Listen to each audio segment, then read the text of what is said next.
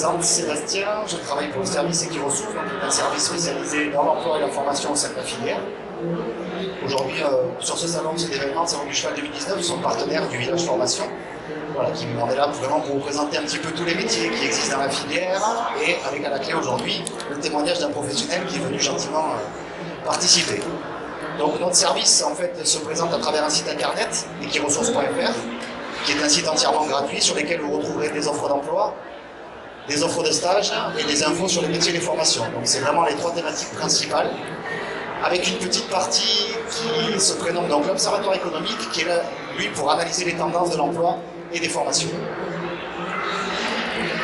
C'est un site entièrement responsive, donc vous pouvez y avoir accès aussi bien sur un ordinateur, qui est quand même le plus facile pour le consulter, mais aussi sur une tablette ou un téléphone portable. La consultation se fait facilement sur les mobiles, à partir du moment où vous devez y interagir, donc vous inscrire. Je vous invite quand même à vous rapprocher d'un ordinateur, c'est beaucoup plus pratique pour notamment créer son CV, chose que vous pouvez faire entièrement en ligne grâce aux outils qui sont présents sur notre site. C'est aussi donc, il y a une traduction du site donc, qui est en anglais. Je ne sais pas si c'est le cas, si nous avons des voisins anglophones aujourd'hui dans l'Assemblée. Donc pour en venir rapidement à notre filière, au jour d'aujourd'hui, la filière génère donc environ 66 000 personnes en activité principale, dont 70% ont un lien direct avec le cheval. Donc ce sont des acteurs qui vont être au quotidien au contact de l'animal. Et on va retrouver aussi 80 000 personnes en activité secondaire, dont une bonne partie, un bon tiers, va représenter les points de vente PMU. Ces gens-là font aussi partie de notre filière, mais il ne faut pas les oublier. Et donc l'élevage, qui est le sujet de cette conférence ce matin, qui représente à peu près 35%. Voilà, ce sont des gens qui ont une activité à côté, mais qui, pour le loisir ou en activité secondaire, comme on cite là, participent à l'élevage. Voilà. Un petit détaillé donc la répartition aujourd'hui de ces deux entités. Donc l'activité principale, on a vraiment 70% qui sont producteurs et utilisateurs de cheval. Le reste à côté vont être des prestataires, des fabricants et distributeurs de produits et services, et bien entendu toutes les organisations qui participent au développement de la filière. A contrario, dans les activités secondaires, les utilisateurs ne représentent plus que la moitié, et on va retrouver tout ce qui va être donc par hippiques, spectacles, arts et médias, les fabricants, les distributeurs, et aussi une petite partie des organisations qui participent au développement de la filière. Pour en revenir à notre service, donc nous existons depuis 2007. On a proposé quasiment 20 000 offres. On va, je pense, passer le cap des 20 000 en début d'année prochaine. On voit que 78% de ces offres donc, ont abouti à un recrutement et presque la moitié à un candidat qui est passé par notre site. Donc en fait, vous pouvez très bien vous inscrire en créant un CV en ligne, consulter les offres, postuler directement. Voilà, on est vraiment là pour vous mettre en relation directement avec les employeurs et le marché du travail. Pour les métiers les plus demandés. Donc là, c'est un peu la question qu'on nous pose tous les jours. Quels sont les métiers les plus demandés? Ce sont les métiers vraiment qui sont au contact de l'animal. Donc en premier lieu, on va retrouver le palefrenier ou garçon de cours dans les courses ou dans l'élevage, et l'enseignant d'équitation. Ce sont les deux métiers clés qui aujourd'hui sont demandés par les employeurs. On recherche des candidats en permanence. On va retrouver donc ensuite le cavalier d'entraînement au galop, le cavalier soigneur, donc, qui est un palefrenier plus, qui a une compétence vraiment équitation. Les métiers du trot, donc la driver, la jockey, là aussi il y a une forte demande. Les agents d'entretien, donc là ça peut être des personnes qui officient dans les élevages, dans les centres équestres, mais qui n'ont pas forcément la compétence cheval, voilà, qui vont être là pour l'entretien des infrastructures, etc. Vient ensuite l'assistant d'élevage, donc c'est le palefrenier mais à l'élevage. Le cavalier de débourrage pré-entraînement, donc il y a un métier qui est en pleine reconnaissance aujourd'hui, c'est ceux qui sont vraiment en amont, qui préparent les chevaux avant qu'ils partent à l'entraînement. On va parler vraiment de chevaux de course, là, de galop. Et on finit donc par le groom, qui est l'assistant du cavalier de sport. Ça c'est vraiment sa cheville ouvrière, son bras droit. Et pour finir, depuis déjà 2 ans, le commerce-vente. Comme c'est un sport, vous vous en rendez compte aujourd'hui, c'est un salon tel que le salon du cheval, il y a beaucoup de produits affiliés au cheval, donc pour ça il faut des gens pour les vendre. Donc voilà. On recherche pas mal de personnes dans ce domaine-là. Donc on va parler, donc aujourd'hui est venue nous rejoindre Joséphine Carlo, donc qui est assistante d'élevage, soigneur à l'élevage. Cavalière soigneuse, voilà. L'élevage aujourd'hui, donc, on retrouve en activité principale seulement 16% des personnes. tout le monde rêve un jour d'être éleveur. Quand les enfants nous demandent je veux être éleveur, tu sais, c'est pas vraiment un métier qu'on apprend de suite, quoi. Ça se fait pas tout seul. Et 37%, donc on en a plus qui font de l'élevage en activité secondaire. Je vous passe le détail sur les chiffres, si vous voulez, je pourrais vous les fournir, hein. On n'est peut-être obligé de rentrer trop dans les détails non plus. Ce qui m'intéresse le plus, c'est de parler un peu de tous ces métiers spécifiques que l'on retrouve aujourd'hui. Donc l'élevage, c'est quoi? Bien entendu, c'est de la reproduction, de métiers techniques, l'insémination, qui se pratique pas dans toutes les espèces, il faut le savoir, hein, les purs sanglés, il n'y a pas d'insémination, on laisse faire la nature, c'est le monde naturel. Et pour le supérieur de l'inséminateur va être le chef de centre. Dans les métiers propres à l'élevage, donc on a l'éleveur, l'assistant, donc qui est le palefrenier à l'élevage, le veilleur de nuit. Ça, c'est un métier peu connu des gens qui ne sont pas dans les courses. C'est un métier c'est une personne qui va surveiller les poulinages pendant la nuit. C'est un métier saisonnier, on va dire. L'étalonnier, le responsable, donc qui est le chef de l'élevage, on va dire. Et ensuite, l'agent d'entretien, comme je citais précédemment, le soigneur et le responsable d'écurie. Ça, c'est des métiers à double cheville. On va les retrouver aussi bien dans le sport hippique que dans l'élevage.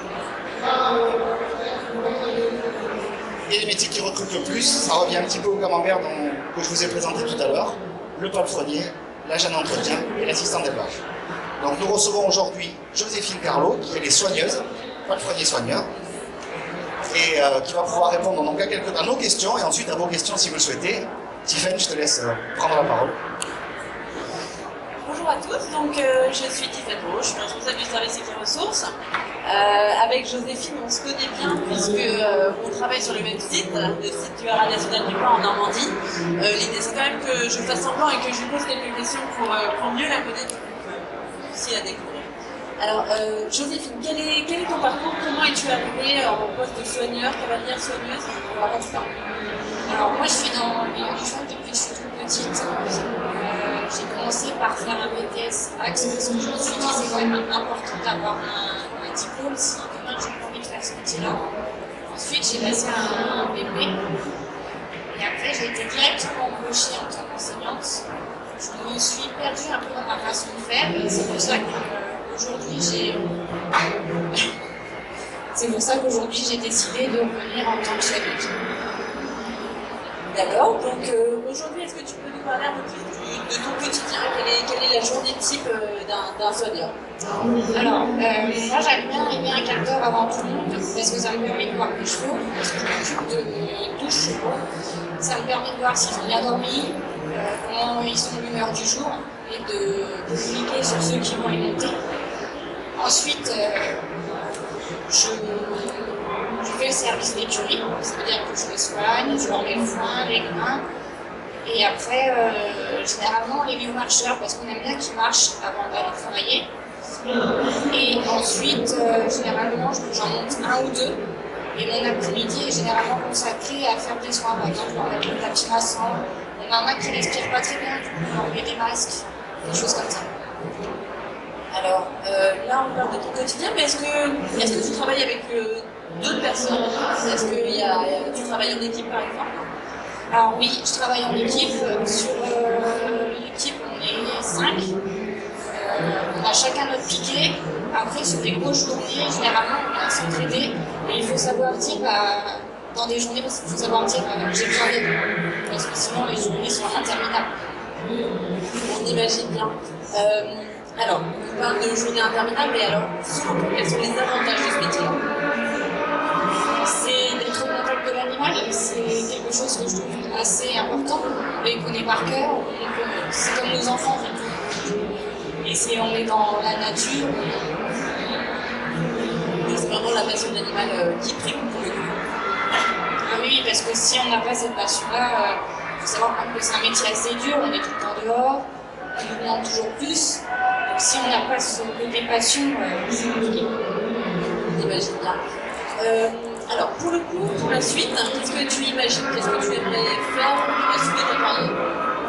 Alors là, aujourd'hui, je suis passée responsable d'un piquet de 12 chevaux. Et dans ces 12 chevaux, j'en ai 4 qui font des concours internationaux. Et le but aujourd'hui, c'est d'aller les couler sur ces gros concours-là. D'accord. Alors, les concours internationaux, qu'est-ce que tu apporterais en plus? Quelles compétences tu aurais besoin en plus pour rouler sur des concours? Alors déjà, il faudrait que je fasse le poids lourd, qui est important pour pouvoir les transporter. Ce qui m'importe en plus, c'est de suivre mes chevaux au quotidien, en fait, que ce soit à la maison et en extérieur, et de pouvoir avoir ce repère-là pour eux. Ça marche. Quel conseil tu donnerais à quelqu'un qui souhaiterait suivre la même voie que toi? C'est être sûr de ce que je voulais faire, de pouvoir être sûr de pouvoir travailler en équipe parce que c'est important, et d'avoir cette passion-là et de se dire bah, je suis là pour leur bien-être et non pour son bien-être à soi. D'accord. Et en termes de formation, quelle formation conseillerais-tu? Est-ce que tu conseillerais certaines maisons? Qu'est-ce que tu conseillerais? Alors, en vue de mon expérience, c'est vrai que c'est assez atypique parce que j'ai fait un BTS. Moi, je trouve important d'avoir des bagages parce qu'on nous demande pour la communication, que ce soit avec le cavalier, les meneurs, même les gens autour, avoir des bagages, c'est important. Après, il faut suivre ses envies. D'accord. Bon, très bien. Moi, j'ai fini pour les questions avec Joséphine, mais est-ce que parmi vous, quelqu'un d'autre a des questions supplémentaires? Non?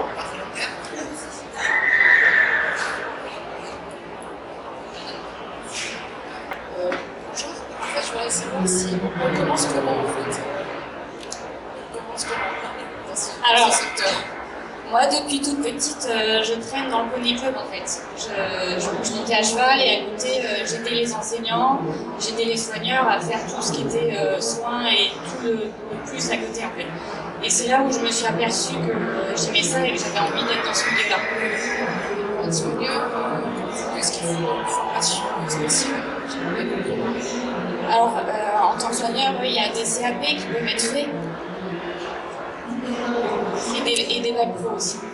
Je me permets de compléter Joséphine, il y a un CAP agricole, qui est le CAP de confrérie soigneur, qui est vraiment dédié à ce métier-là, pour le coup, qui peut se faire en apprentissage. Donc, c'est un bon moyen de se tester sur le terrain. Et effectivement, après, il y a des bacs professionnels et on peut aller très loin dans les filières des études. Que niveau CAP à plus 5, c'est important de regarder largement ce qui peut se faire.